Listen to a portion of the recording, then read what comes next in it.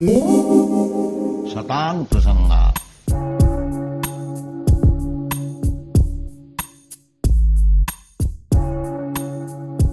Hare Krishna, dear devotees, and welcome to today's session.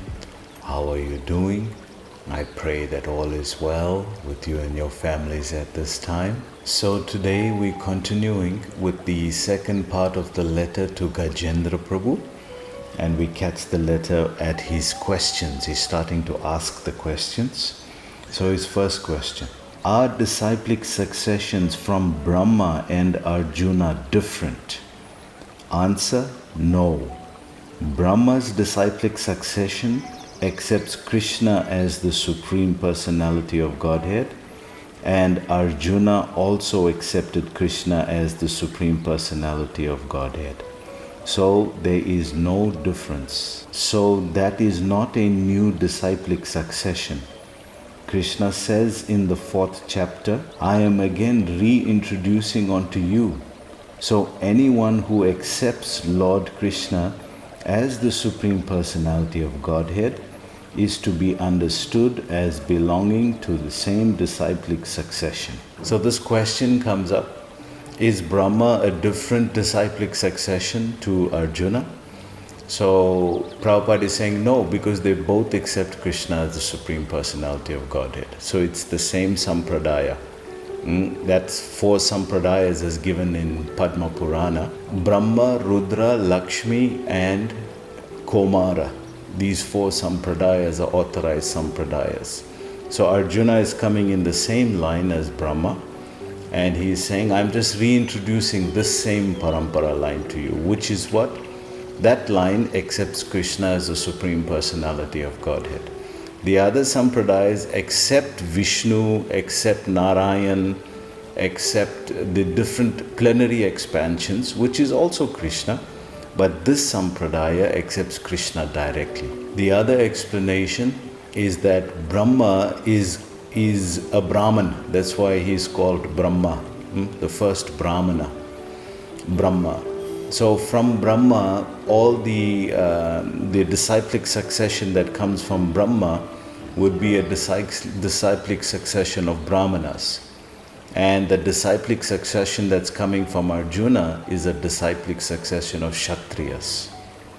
So same accepting Krishna as the Supreme Personality of Godhead, but one is a Brahmana disciplic succession and the other is a Kshatriya disciplic succession. That's why Krishna says in Gita, evam parampara praptam imam raja sayo vidu. Raja sado vidu. Sa kalena mahatas yoganasta parantapa. So this is coming in Raja. This is coming in the disciplic succession of kings. Therefore we see what is that succession like as well. Imam vivasvate yogam proktavam aham avyayam vivasvan manave praha mana isvakuve bravit. That is a Kshatriya line that Krishna was describing there. Why? Because Arjuna is a Kshatriya and the Brahmana line is coming in with Brahma as the head, and Vyasadev comes in that line.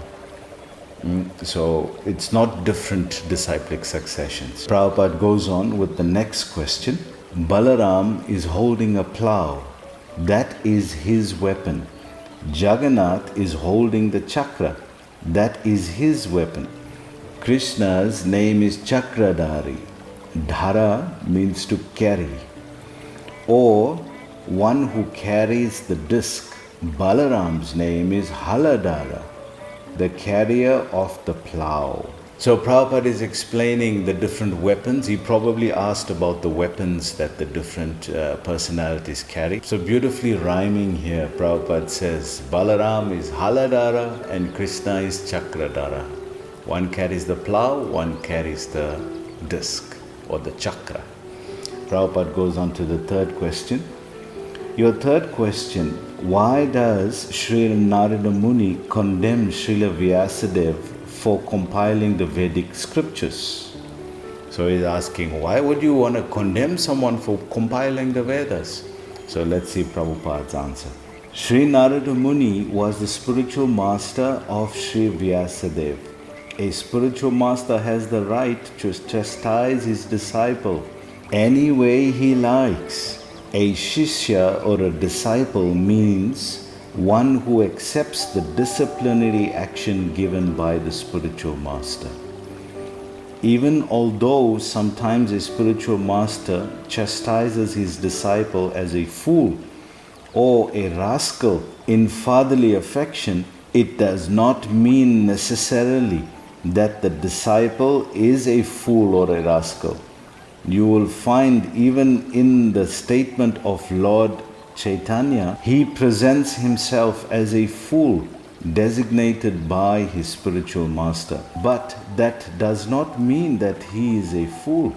A sincere disciple feels it pleasurable when his spiritual master chastises him with calling him such names as fool and rascal. My spiritual master sometimes called me in that way, and I remember that day always and feel transcendental pleasure. So Prabhupada is saying here, why did he chastise? Why did Narad Muni chastise Vyasadev? Because he didn't describe the Supreme Personality of Godhead.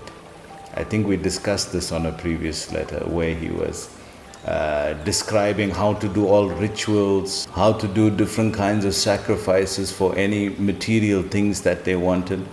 So he's saying you just, by doing this, you're going to encourage them to continually be here in the cycle of birth and death. So have you told them how to come out of this cycle? You haven't. Why? Because you haven't explained about Krishna, the Supreme Personality of Godhead. So Prabhupada goes on to say, by following his footsteps, you can approach Nityananda Prabhu.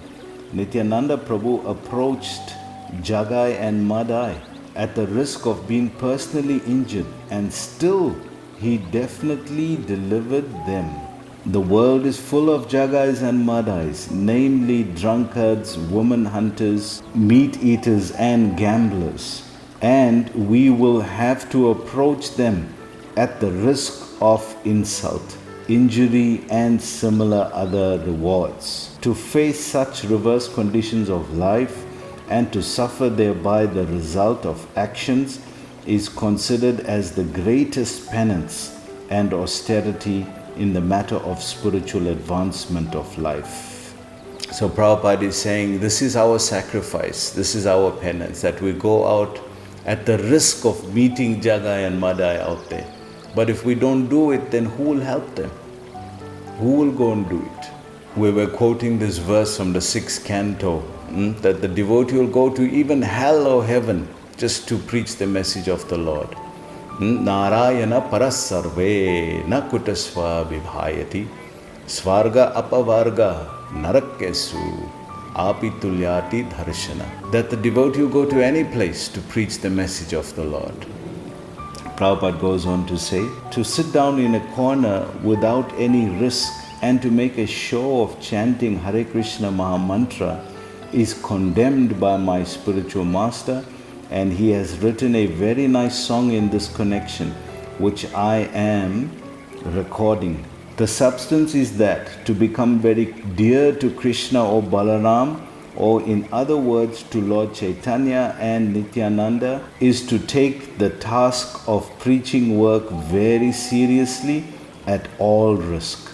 Please always remember this and you will be successful. So devotees has to risk something. Try to help someone. Somebody will be favorable there. Prabhupada goes on to say, so I see in your letter that you are also being bold in Krishna's service in the matter of the preaching work. You asked me to pray for the devotees, and that is the only business of my life. So this is what the spiritual master is always doing. He is always praying for his disciples and praying for the devotees. Just see. Upendra is preparing for going to Australia. So Prabhupada is saying there's an example that this devotee is going to Australia, and I'm praying for him and I'm concerned, anxious. But he's risking for Krishna. So Prabhupada is so happy with that effort. Prabhupada ends the letter, I hope this will meet you in good health. Your ever well wisher, A.C. Bhaktivedanta Swami. So we just mainly read through the letter today because I wanted to speak a little bit on two subjects. Tomorrow is the appearance day, Vyasa Puja of His Holiness Bhakti Charuswami Maharaj. So it's also a very special day, as well as tomorrow starts Purushottam month. So tomorrow is Purushottam month. There's so much of literature going around about Purushottam month. Please read something on it, and we will also try to discuss some aspects of Purushottam month for the next month. So we are also going to be honoring and observing Purushottam month, and we would like to share with you and encourage with you to please also do something. At least you can offer a ghee lamp like we do in Kartik, chant extra rounds, extra hearing and chanting, reading, something, because this month only comes once in 36 months. It's very, very rare. And I think at this time the world definitely needs these prayers. So we'll be discussing more from tomorrow. So please join us again tomorrow. Hare Krishna.